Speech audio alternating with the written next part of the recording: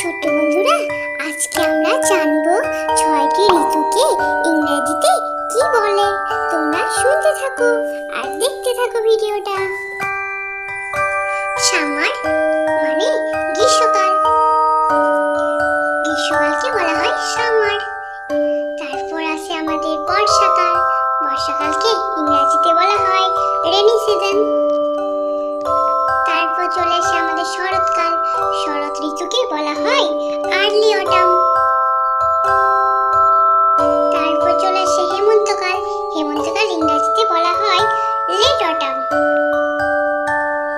তারপর চলে আসে আমাদের শীতকাল, শীতকালকে বলা হয়